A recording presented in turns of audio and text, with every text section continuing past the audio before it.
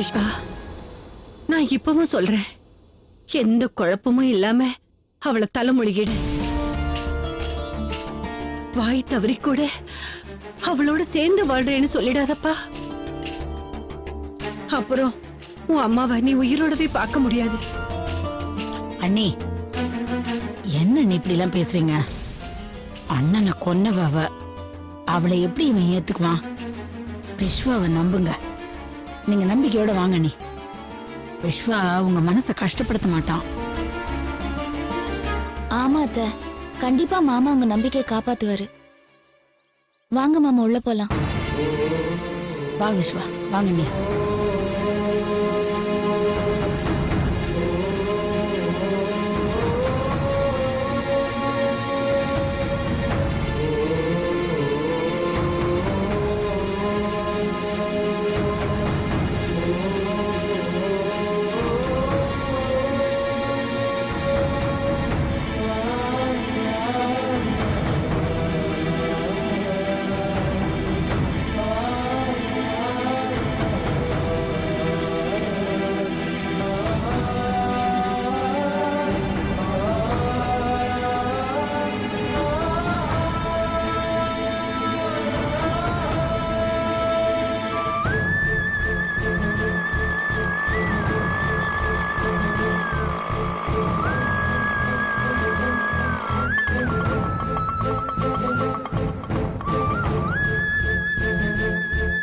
ஆமா, இந்தாங்க.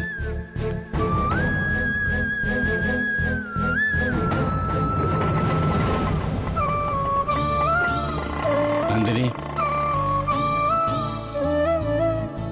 கவலைப்படாதம்மா. இன்னைக்கு உன் வாழ்க்கை மறுஜன்மம் எடுக்க போகுது.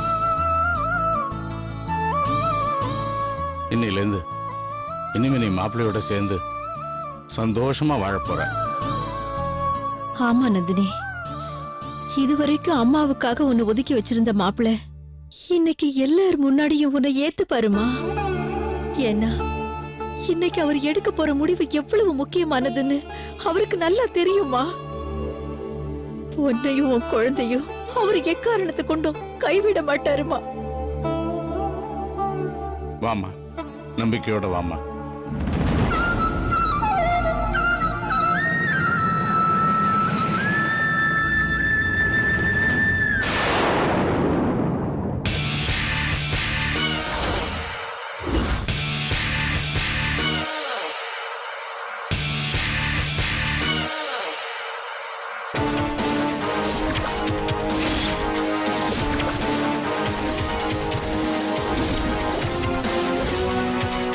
அண்ணே, அங்க பாத்தீங்களா எப்படி கோர்ட்டுக்கு இப்படி சீவி சிங்காரிச்சுக்கிட்டு பழன்னு புடவைய கட்டிக்கிட்டு வந்து நிற்கிறா?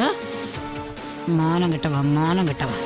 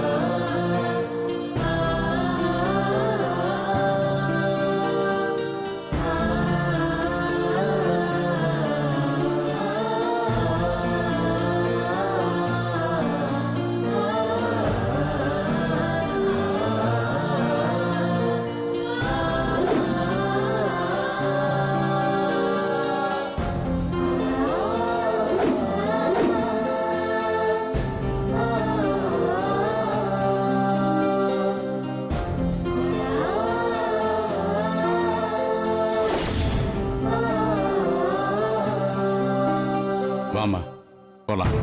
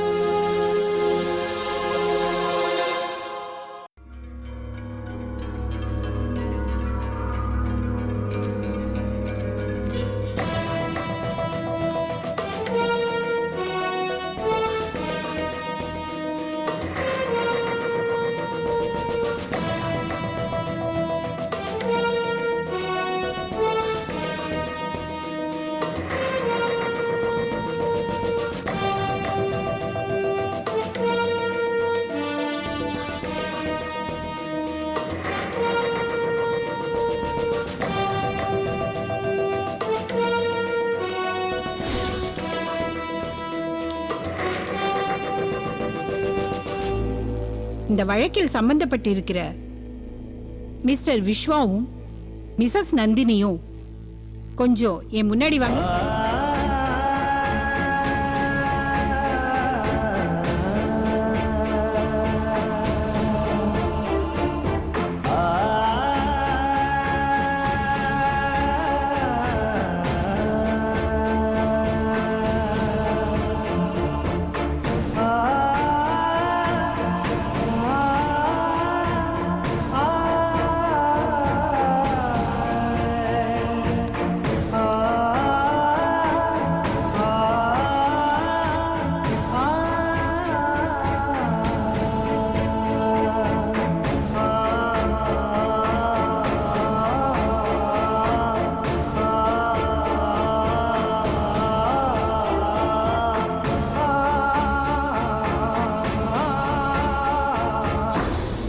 இரண்டு வருடங்களுக்கு முன்பு நீங்கள் இருவரும் முறைப்படி திருமணம் செய்து கொண்டு கணவன் மனைவியாக வாழ்ந்திருக்கிறீர்கள்.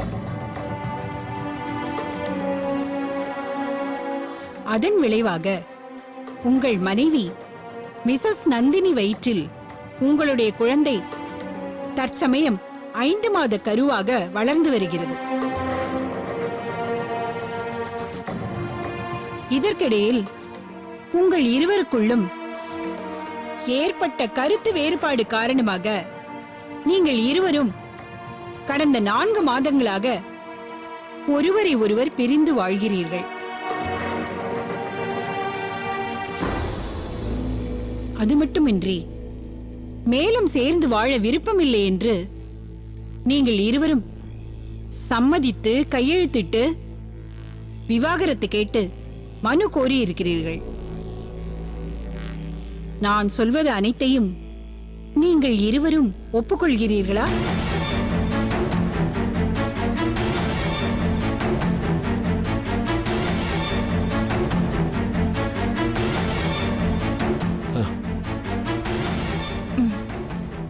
உங்களுக்குள்ள என்ன காரணமா கருத்து வேறுபாடு ஏற்பட்டது? முதல்ல நந்தினி, நீங்க சொல்லுங்க.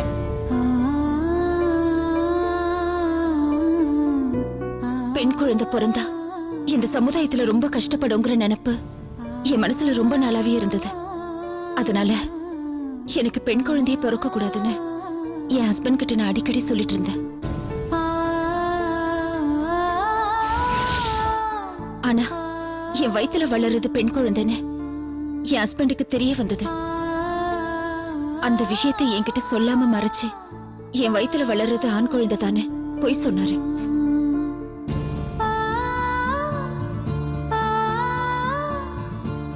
அவர் சொன்ன பொய் எனக்கு தெரிய வந்தப்போ எனக்கும் என் ஹஸ்பண்ட்க்கும் கருத்து வேறுபாடு வந்தது. அதனால நான் அவர்கிட்ட கோச்சுக்கிட்டு எங்க அம்மா வீட்டுக்கு போயிட்டேன்.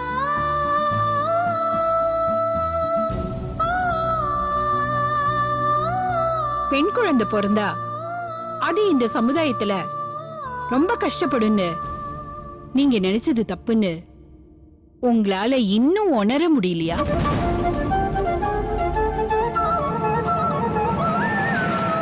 நான் எங்க அம்மா வீட்டுக்கு போனதுக்கு அப்புறம் தான் சூழ்நிலைகள் மாறி மாறி என் தப்பை எனக்கு உணர வச்சது. என்னோட முட்டாள்தனமான எண்ணத்தினால என் குழந்தைக்கு எந்த பாதிப்பும் வந்துடக்கூடாதுங்கிற நல்ல எண்ணத்துலதான் என் புருஷன் என்கிட்ட பொய் சொல்லி இருக்காருங்கிறதே அப்புறமா தான் எனக்கு புரிய வந்தது.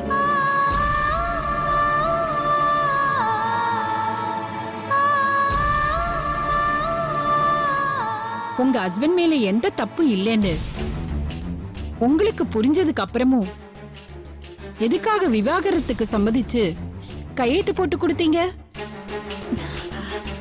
இல்ல மேடம், நான் என் தப்ப உணர்றதுக்கு முன்னாடியே என் ஹஸ்பண்ட் கிட்ட இருந்து எனக்கு டைவர்ஸ் நோட்டீஸ் வந்தது. நானும் கோவத்துல சம்மதம் சொல்லி கையெழுத்து போட்டு கொடுத்துட்டேன். ஆனா இப்போ நான் எவ்வளவு பெரிய தப்பு பண்ணிட்டேன்னு என்னால தெளிவா உணர முடியுது. நீங்க சொல்றது எனக்கு புரியல. அப்படின்னா விவாகரத்துல உங்களுக்கு சம்மதம் இல்லைன்னு சொல்ல வரீங்களா? இல்ல, இப்போ இல்ல. எப்பவுமே நான் டைவர்ஸ்க்கு சம்மதிக்க மாட்டேன். என் புருஷன் கால்ல விழுந்து மன்னிப்பு கேட்டு அவர் கூட சேர்ந்து வாழணும்னு ஆசைப்படுறேன்.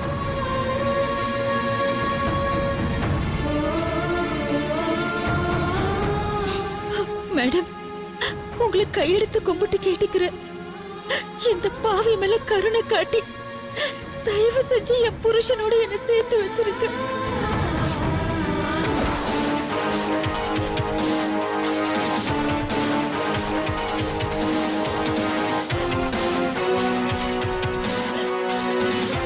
பாத்தீங்களா, நீ பண்றதெல்லாம் பண்ணிட்டு இங்க வந்து எப்படி நடிக்கிறான்னு. இவ்வளவு சும்மா விடக்கூடாது அண்ணி. ஏய் நிறுத்தடி.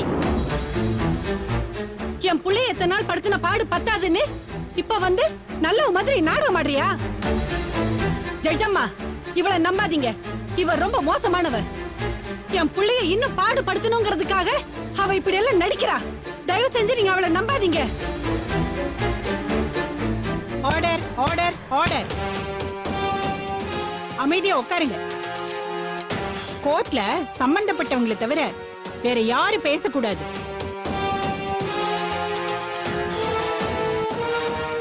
மீறி சத்தம் போட்டீங்கன்னா வெளியில அனுப்ப வேண்டியிருக்கும். ஐயோ, உட்காருங்க. அண்ணி உட்காருங்க அண்ணி.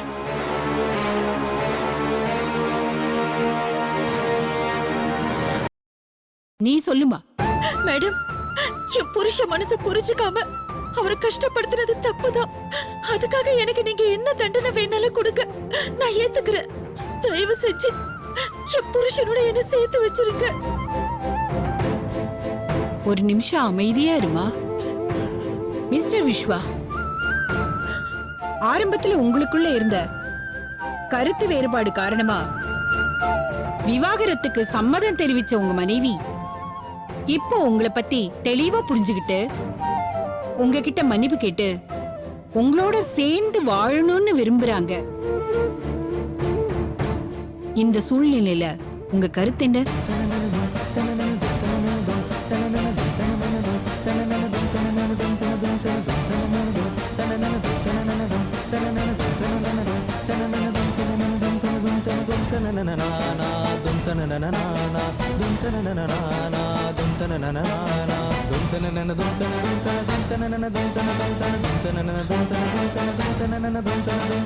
சொல்லுங்க விஸ்வா. இப்போ உங்க மனைவிய மன்னிச்சு ஏத்துக்க நீங்க தயாரா இருக்கீங்களா?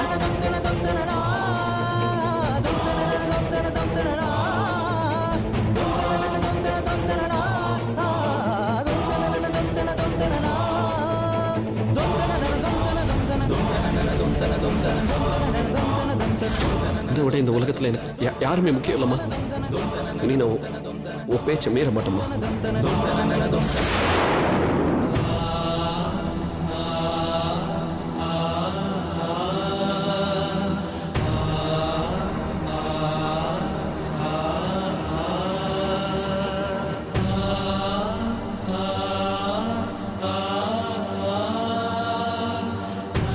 அண்ணி என்ன யோசிக்கிறான் தெரியலையே. மிஸ்டர் விஸ்வா, இது உங்களுக்கும் உங்க மனைவிக்குமான வாழ்க்கை. இந்த உலகத்துல தப்பு செய்யாதவங்க யாருமே இல்ல. அதே நேரத்துல மன்னிக்க முடியாத தப்பும் இந்த உலகத்துல எதுவுமே கிடையாது. இப்போ உங்க ஒய்ஃப் தன்னோட தவற உணர்ந்துட்டாங்க. அவங்கள நீங்க மன்னிச்சு ஏத்துக்கிறீங்களா இல்லையாங்கிறத நீங்க தான் சொல்லணும். அவ கூட சேர்ந்து வாடுன்னு சொல்லிடாதப்பா. அப்புறம் நீ உன் அம்மாவை உயிரோடவே பார்க்க முடியாது.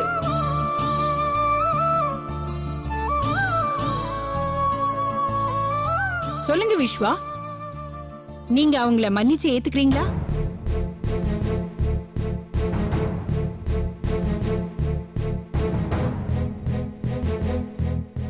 இல்ல யுவர் ஆனர்.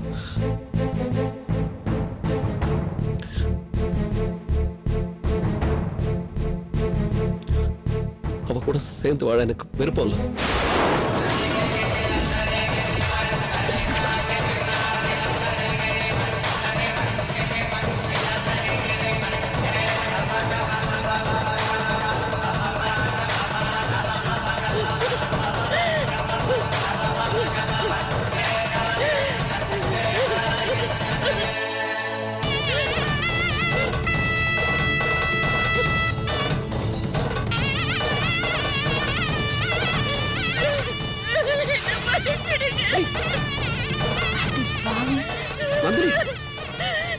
நந்தினி எழுந்துரு நந்தினி இங்க பாரு நந்தினி ப்ளீஸ் நந்தினி இங்க பாரு கொஞ்சம் நந்தினி இப்படிலாம் உங்க கையால என்ன சாகடிச்சிருக்கேன். நான் சந்தோஷமா செத்து போறேன். நந்தினி ப்ளீஸ் இப்படிலாம் பண்ணக்கூடாது. இங்க வந்து இப்படி எல்லாம் ஆர்ப்பாட்டம் பண்ணக்கூடாது. எந்திரிமா. கொஞ்சம் கூடி ஐயோ பாத்து.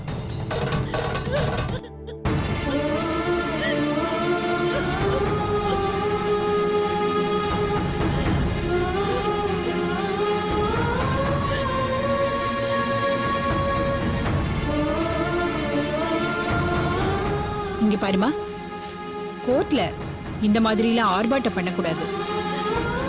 அமைதியா இருக்கணும். உங்க மனைவி தன் தவறு உணர்ந்து இந்த அளவுக்கு கால்ல விழுந்து மன்னிப்பு கேட்டும் நீங்க அவங்கள மன்னிச்சு ஏற்றுக்கொள்ள தயாராக இல்லாமல் இருப்பதற்கு காரணம் உங்களுக்குள்ள ஏற்பட்ட கருத்து வேறுபாடு மட்டும்தான் காரணமா? இல்ல வேறு ஏதாவது காரணம் இருக்கா?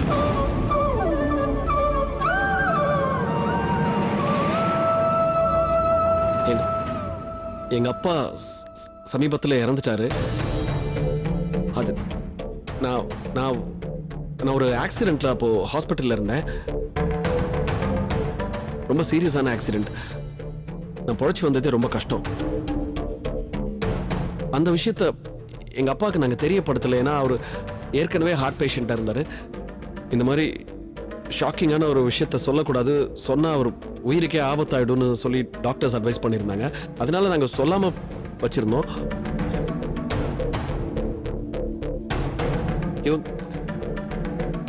இவங்களுக்கு அது நல்லா தெரியும். தெரிஞ்சிருந்து இவங்க டெலிபரேட்டா வந்து எங்க அப்பா கிட்ட எனக்கு ஆக்சிடென்ட் ஆயிடுச்சு, நான் சீரியஸா ஹாஸ்பிட்டல் இருக்கேங்கிற விஷயத்த சொல்லிட்டாங்க. அவங்க அதை சொல்லி கொஞ்ச நேரத்திலே எங்க அப்பா ஹார்ட் அட்டாக் வந்து இறந்துட்டாரு. அதனால எங்க அப்பாவோட சாவுக்கு அவங்க காரணமாயிட்டாங்க. அவங்க கூட நான் எப்படி வாழ முடியும் யுவர் ஆனர்? ஐயோ, நீங்களும் அதை நம்புறீங்க? சத்தியமா மாமா சாவுக்கு நான் காரணம் இல்லைங்க மேடம். சத்தியமா சொல்றேன், அந்த விஷயத்த மாமாவுக்கு தெரியப்படுத்த வேண்டிய கட்டாயத்துல இருந்ததுனால தான் விபரீதம் புரியாம தெரியப்படுத்திட்டேன். மத்தபடி நான் வேணும்னே செய்யல. அது மட்டும் இல்லாம அந்த விஷயத்த நான் மாமா கிட்ட சொன்னப்போ என் மாமா உயிர் போற அளவுக்கு எந்த அதிர்ச்சியும் அவர் அடையல. நாங்க இருந்து கிளம்பினதுக்கு அப்புறம் ரொம்ப நேரம் கழிச்சு தான் அவர் இறந்திருக்காரு. இதுக்கு இடையில என்ன நடந்ததுன்னு எனக்கு தெரியல மேடம். என்ன நீ இது இப்படிலாம் பேசி கதையை திரிக்கிறா?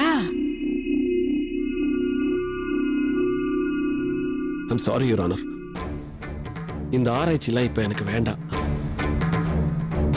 இவ வீட்டுக்கு வந்தா சொல்லக்கூடாதது அத்தனையும் எங்க அப்பா கிட்ட சொன்னா அவர் போயிட்டாரு. அவ்வளவுதான் எனக்கு தெரியும். முடிஞ்சது முடிஞ்சதாவே இருக்கட்டும். விட்டுருவோம். மிஸ்டர் விஸ்வா, இதுதான் உங்க முடிவா? எனக்கு என்ன வேண்டான்னு சொல்லிடாதீங்க. இனிமே உங்களை எந்த விதத்திலயும் நான் கஷ்டப்படுத்த மாட்டேன். தயவு செஞ்சு என்னை ஏத்துக்கோங்க.